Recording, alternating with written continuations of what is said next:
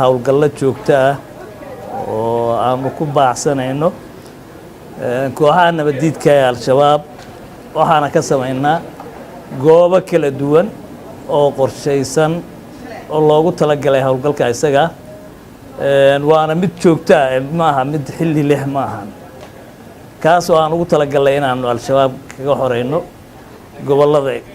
jubbooyinka waxa ugu dambeeyay hawlgalkii shalay degmada Afmadow laga sameeyay siiba aaga Weelmarow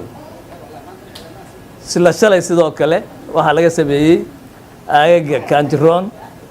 iyo meesha la yiraahdo Anjeel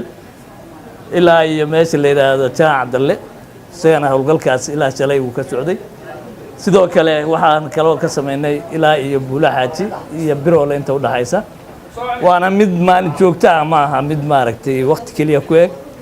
waana mid aanu mar kastaba ku baacsanayno kooxaha nabadiidka iyadoo aan qorsheyno meesha ay hadda ku sugan yihiin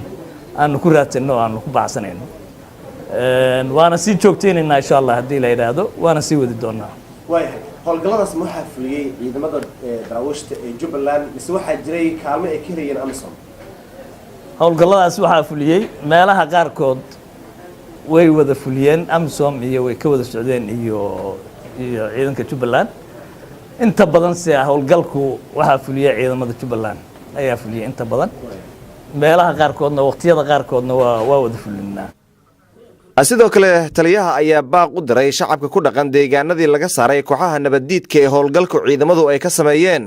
waxaana ugu baaqay in ay la shaqeeyaan ciidamada ammaanka ee deegaanadaasi xoreeyay waxaana howlgalladan ay qayb ka yihiin kuwa maalmihii u dambeeyay meelo badan oo ka mid ah deegaanada galbeedka magaalada Kismaayo si weyn uga dhacayay waxaana inta badan lagu burburiyay saldhigyo ay kooxaha nabadiidka ku lahaayeen deegaanada dhulka galbeedka ah ee magaalada Kismaayo